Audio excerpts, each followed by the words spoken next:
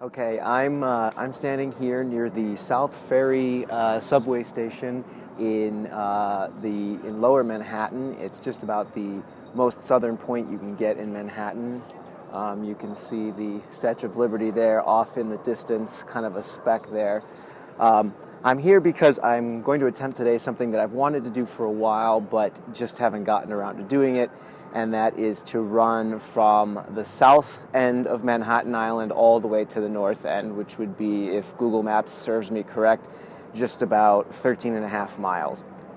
I'm not actually sure if I can accomplish this or not before today. I think the farthest I've ever run is about 12 miles, so this would be about a mile and a half past that, and anybody who runs knows that a mile and a half in the beginning isn't that difficult to deal with, but a mile and a half at the end of the run is. So we'll see. I couldn't have asked for a more perfect day, despite the fact that we're just days away from December here. It's 65 degrees and sunny and warm, really unbelievably nice weather.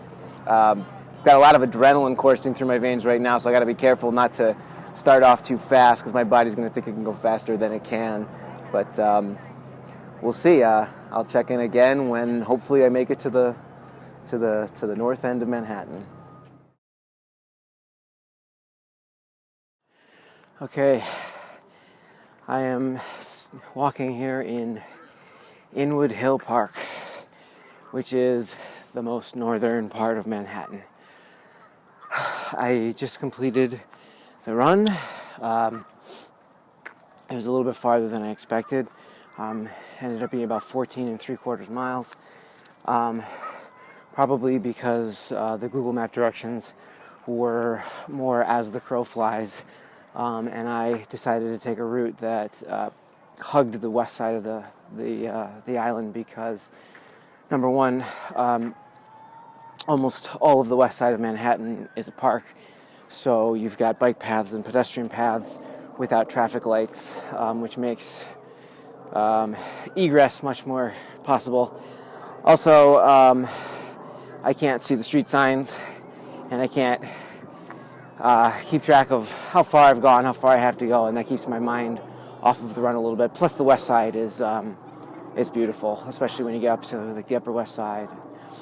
The last leg of the run, about the last 3 miles or so, was the toughest because one thing I forgot to factor in before I left was that the more north you go in Manhattan, the higher the elevation gets. There's a reason that north of Harlem is called Washington Heights. And just as I went underneath the George Washington Bridge, there was a steep incline, and I was right about the 12th mile. I wasn't sure if I was going to make it or not.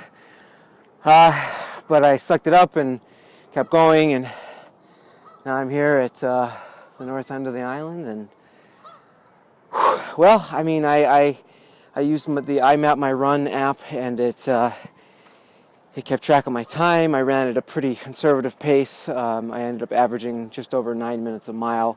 I'm not really all that winded, but God, my hamstrings and my quads and my knees are just screaming right now. I'm definitely ready to sit down and not move for a little while. You can see that's the, get that out of the way. That's the Henry Hudson Bridge that connects the Bronx to Manhattan, so proof that I really am as far as you can get.